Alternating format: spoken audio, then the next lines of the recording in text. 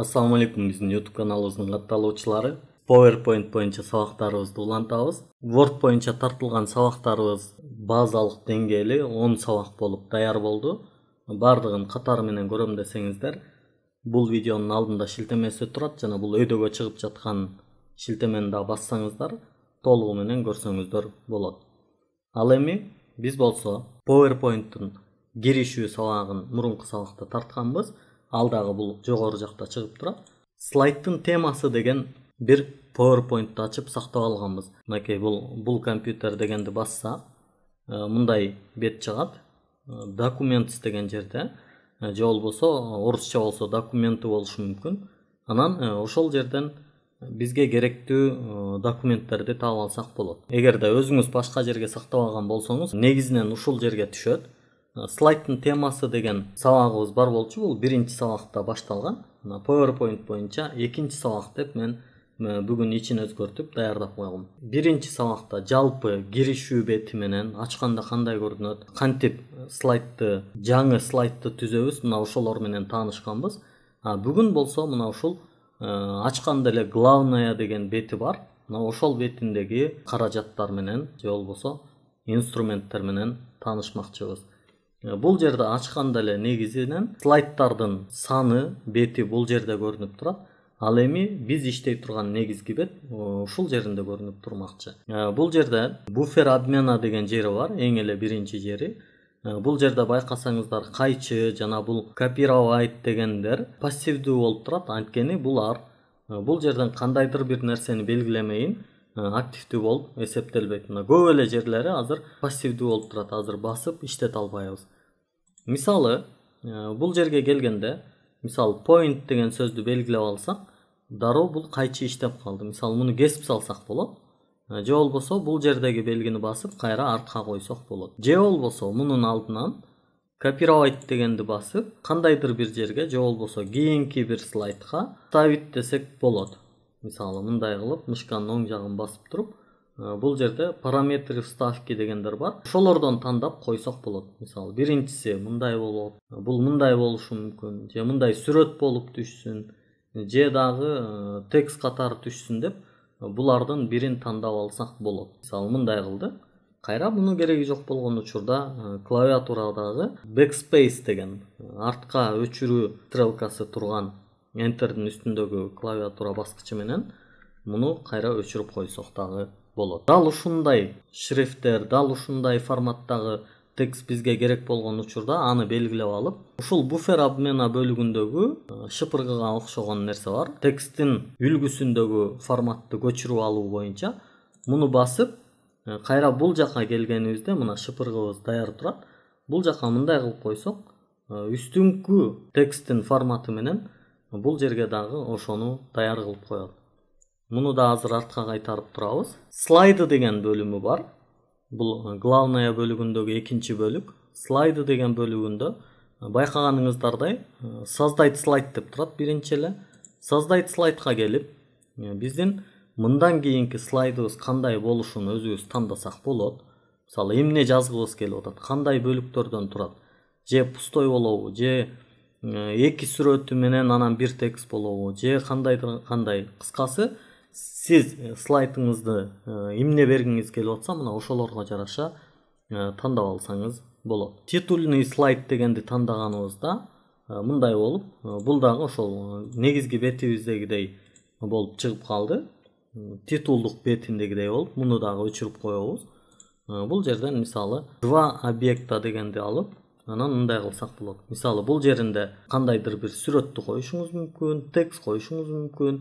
Бул жерде да бир нерселер жазасыз. Ушул беттин аталышы же болбосо темасы, ушул бетте эмне айткыңыз келсе, ошону бул жерге жазып койсоңуз болот. Азыр мына текст слайда, заголовок слайда деген жазуулар бул жазылып тургандай көрүнгөнү менен булар жок нерселер.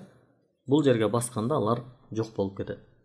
Ошондой эле мисалы макет деген бөлүгү бар. Бул деле бул жердеги иштеп аткан слайдтын макетин кандай болушун кааласак, ошондой кылып өзгөртүп алсак болот. Мына мындай болуп калды, ушундай макетке өтүп калды.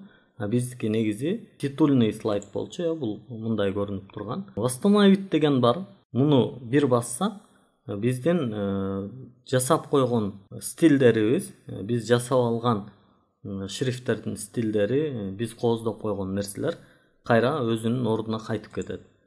Андан кийин раздел деген бөлүгү бар. Бул жерде добавить раздел дейсиз. Бул жерде мисалы слайдыңыз көп болсо, жана бир слайдда бир канча теманы айта турган болсоңуз, буларды дагы ошол өзүнчө бир разделдерге бөлүп алсаңыз болот. Мисалы биринчи бөлүм переименовать деп койсоңуз мындай болуп калат. Буларды өзүнчө киргизип коюп, дагы бир бул жерге келгенде өзүнчө дагы бир раздел кылып, экинчи бөлүм деп бул жакка дагы жаңы бир слайдтарды ачып кете берүүгө толук мүмкүнчүлүк бар. Мынакей экинчи бөлүмдө дагы мындай болуп калды. Демек, бул слайды деген бөлүмдө ушундай нерселер менен иштесек болот экен. Эми биздин шрифт деген бөлүгүбүз бар. Бул жерде шрифттер менен иштөөдө колдонулат. Тексттин калыңдыгын же болбосо мындай курсив болуп турушун, асты сызылып турушун, ушул нерселердин баардыгын ушул жактан туураласак болот. Же болбосо мындай текстибиз широкий болсун, же очень широкий болсун, же узкий болсун дегендей, мына ушул нерселерди да ушул жерден туураласак болот. Биздики азыр обычныйда турат. Бул жерде болсо, андан кийинки жерде болсо, бул А деген тамгада ушул жердеги иштеп аткан жерибиздеги шрифттердин дагы абалын туураласак болот. Мындай кылсак болот, сүйлөмдөгүдөй, же все строчный дейт, кичинекей, же баардыгы чоң болсун десек, мына ушул сыяктуу нерселерде бул жерди колдонсок туура болот экен. Андан кийин болсо, мисалы ушул белгиленген жердин аркасын боеп коюуда, мисалы өзгөчө маани бере турган жер болсо, анын аркасын мындай кылып боеп алсак болот. Бул шрифттердин өңүн өзгөртүүдө болсо, бул жерди колдонсок болот. Жана ошол эле учурда шрифттин фонтун, шрифттин түрүн өзгөртүүдө бул жерди колдонобуз. Негизги катары калибри light деген турат азыр. Биз муну каалагандайга которуп алсак болот. Мисалы Arial Black болсун деп мындай которуп, жана мунун размерин мисалы 60 өтө чоң болуп калыптыр бизге. 54 болсун дегендей. Же муну өзүбүз кол менен дагы жазсак болот. 56 болсун. Бул жердеги А тамгасын бассак, бул шрифттер чоңоет, жанындагысын бассак, булар кичирейет. Ал эми ошондой эле бул жерде дагы очистить все форматирования деген жери бар. Муну бассак, бул кандай кылып өзгөрткөн болсок, кайра мунун баардыгын жок кылып, баштапкы абалын алып келип коет. Азырынча биз өзгөрткөнүбүздөй сакталып тура берсин. Бул жерде мисалы батпай калган учурда, же болбосо бул экинчи дегенди ылдый түшүрүүдө дагы бир аз мындай кылып кичирейтип, бул жерден кармап алып, мындай дал ортого алып келип тууралап алсак болот. Урматтуу каналыбыздын катталуучулары, ушул жерден кичине пауза кылып, бүгүнкү видеонун спонсоруна жана деги эле PowerPoint боюнча сабактардын спонсорлоруна токтоло кетүүнү туура көрдүк. Эгерде сиз дагы кийинки видеолорго спонсор болууну кааласаңыз, бул астыда чыгып жаткан Instagram, Telegram баракчалары аркылуу бизге байланышсаңыздар, сиздерди дагы спонсор катары кабыл алууга даярбыз. Ал эми бүгүнкү видеонун спонсору болсо, Жылдыз Академи онлайн программалоо курстарын окутуу борбору жана ошондой эле Жылдыз Академиянын негиздөөчүсү Тимур Мон мырза экенин сиздерге эскерте кетмекчибиз. Тимур Мон мырзага жана Жылдыз Академиясына ыраазычылык катары бул Instagram баракчаларына жазылып, аларга биздин атыбыздан жана өзүңүздүн атыңыздан бир ыраазычылык жазып койсоңуз жакшы болот. Анткени Тимур Мон мырза акысыз окутуу менен биздин өлкөбүздүн өнүгүүсүнө чоң салым кошо алабыз деген сөздү аныктагысы келип, тастыктагысы келип, күйүп жанып жүргөн кыргыздын патриот жигиттеринен экенин эскерте кеткибиз келет. Андан кийинки бөлүгү, абзац бөлүгү. Абзац бөлүгүндө негизи бул жерде бул титульный бетте эмес, экинчи бир бетте иштөөдө көбүрөөк колдонобуз. Мисалы, бул жерде бир канча бир маалымат болсун, мисалы, окуучулардын аты жөнү болсун, башка нерселер болсун дегендей, мына ошолорду жазып алалы. Мисалы, бул жерде слайд, текст, сабак, мектеп дегендей жөн эле бир сөздөрдү жазып койдум. Бул жерде карасаңыздар мындай маркерленген белги менен катар жазуулар кетип атат. Буларды биз өзгөртүүдө мынакей абзац бөлүгүнөн булар ортодо болсун, же бул жак четте, же мындай түз болсун. Эгерде мына жердеги текстибиз дагы бир аз дагы узунураак болсо, ушундай учурда муну басып койгон үчүн узунунан эки жагы тең тегиз болсун деп муну басып койгон үчүн азыр бул жагы тегиз болуп турат. Эгер муну басып койсок, бул бир аз мындай жетпей туруп токтоп калат. Биринчи эле ушул жери бар, маркери деген жери бар. Мынакей кандай маркерленсин, ошол нерселерди тандап алсак болот. Өзүңүздөр көрүп тургандай, мына балким бул биздин көзүбүзгө дагы жакшы көрүнүшү мүмкүн. Буларды ушундай кылып тууралап, мындай кылып койсок болот. Же болбосо жазууларыбыз бул жакта дагы бар, бирок бул жагында бизге номерленген керек болсун. Номерлөөнүн да ар кандай түрлөрү бар. Мисалы, жөн эле катар номери менен керек болуп жатат. Мына ушул жерлерде ушуну колдонсок болот. Андан кийин болсо, мынакей бул жерде дагы увеличить отступ деген бар. Тексти ошол өзүнүн белгиленген аймагынан бир аз кеңейтүү үчүн, же болбосо ортодогу боштукту толтуруу үчүн мына ушул отступту колдонобуз. Муну бассак, мындай кылып улам бул жагындагы боштукту бул жакты көздөй түртүп кете берет. Муну кайра артка кайтаруу да. Муну бассак болот. Азыр бул эң чекесинде болгондугу үчүн азыр пассив болуп турат. Андан кийин бул жерде межстрочный интервал деген бар. Бул саптардын ортосундагы интервалды тууралайт. Мисалы, азырынча бул 1 менен турат, негизги болуп. 1,5га жылдырып салсак, бул мындай болуп толук кенен көрүнүп калат. Бул жердеги тексттердин жайгашышын өзгөртүү боюнча, мисалы 90 градус мындай бурулуп турсун, же тескерисинче мындай бурулуп турсун, же мындай столбик болуп жазылсын десек, ушундай кылып алсак дагы болот. Андан кийин выровнять текст деген бар. Муну бассак, бул жерде дагы кандай жайгаштырышыбыз көрүнгөн. Мисалы, ортодо турсун деген белгини билдирип атат. Мисалы, өйдөсүнөн ылдыйынан бирдей ортодо турсун деп. Эгерде бул жердеги нерселерди азайта турган болсок, кадимкидей бардыгы ортого келип калат. Андан кийин дагы бир нерсеси калды. Бул болсо графический элементтерди жайгаштыруу боюнча бир керектүү курал.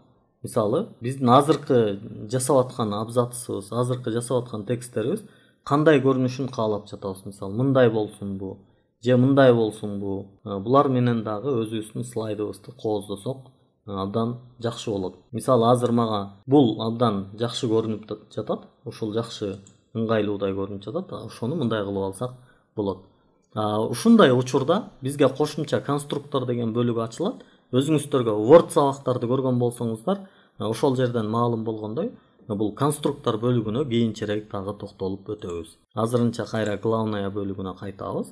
Эми ишибизди рисование деген бөлүк менен улантабыз. Рисование бөлүгүндө болсо, биринчи эле бул жерде бизге керектүү болгон бир нерселерди чийип алуу үчүн бизге кандайдыр бир фигуралар, кандайдыр бир линиялар, кандайдыр бир кошумча нерселер керек болгондо мына ушул жерден колдонсок болот. Мисалы, слайдыбызды мындай кылып кооздогубуз келип атат. Бул экөө бири-бирине байланыштуу экенин, мындан бияка өтөт экенин көрсөткүбүз келсе, ушундай кылып көрсөтсөк болот. Бул жерде дагы байканыңыздай формат бөлүмү ачылып калды. Формат бөлүгүнө дагы кийинчерээк токтолуп өтмөкчүбүз. Бул жерде мына ушул рисование бөлүгүндө каалаган нерселерди кое алабыз. Сүрөттөрдүн же биз колдонуп аткан объектилердин, нерселердин жайгашуу орду бар. Мисалы, биз биринчи койгонубуз дайыма аркада калып, кийинки койгонубуз үстүндө болот. Бул жогорусунда болот. Мына ушул нерсени артка өткөрүү боюнча бул жерден басып, мына задний план деп койсок, аркага өтүп калат. Бул артта болуп калат. Же болбосо, ушул эле жерден муну кармап туруп, артында болгон нерсени на передний план деп алдыга чыгарып алсак дагы туура келет. Азырынча бизге аркада турган ыңгайлуу болуп атат. Андан кийин ушул эле жерде рисованияда экспресс стили деген бар. Бул жерде биз иштеп аткан, мисалы, бул колонканын, ушул бөлүктүн стилин өзгөртүп алсак болот. Мисалы, кандай стилде болсун. Бизге бул жактан өзүбүз тандап, кандай жаккан болсо, мына дал ошондой кылып алуу мүмкүнчүлүгүбүз бар. Буга окшош болсун, же болбосо мындай болсун дегендей кылып, муну өзүбүз каалагандай өзгөртүп алсак болот. Андан кийин бул жерде заливка фигуры деген бар.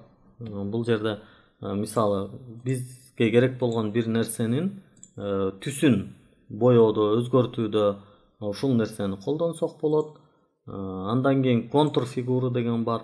Бул ушул биз иштеп аткан нерсенин сыртындагы контурдун өңүнүн кандай болушу боюнча жардам берет. Мындай кылып алсак болот. Эффекти фигуры деген бар. Мисалы бир көлөкө болушун каалап атабыз. Мындай бир көлөкөсү болсун, же болбосо мындай чагылышып турсун дегендей нерселер менен иштесек болот. Мына бул жерде сиздерге көрүнүп атабы? Кичинекей болуп, бул жерде дагы стрелка бул жакка кайтып калды. Акыркы редактирование деген бөлүгүндө бул бизде слайд абдан көп болгон кезде, мисалы найти дегенди басып, кандайдыр бир сөздү жазып издесек болот. Мисалы экинчи сабак деген жазуу бар эле десек, найти дале десек, мына экинчи сабак деген жерди издеп таап берет. Андан кийин заменить дегени бар. Экинчи сабак дегенди биз эми кийинкиси үчүнчү сабак болуп калат да, муну ошол үчүнчү сабакка өзгөртүп салгыбыз келип атат деп туруп, заменить десек, бул үчүнчү сабак болуп калат. Выделить дегени бар. Бул ошол биз иштеп аткан жердин бир канча жерин белгилөө боюнча, же болбосо канча жерди белгилегибиз келсе, мына ошол жерлерди белгилеп алып колдонсок болот. Урматтуу каналыбыздын катталуучулары, сабакты көргөнүңүз үчүн сизге терең ыраазычылык. Өзүңүздү өнүктүрүңүз, өлкөнүн өнүгүүсүнө салым кошуңуз. Билимдүүгө дүйнө жарык. Сак саламатта туруңуз.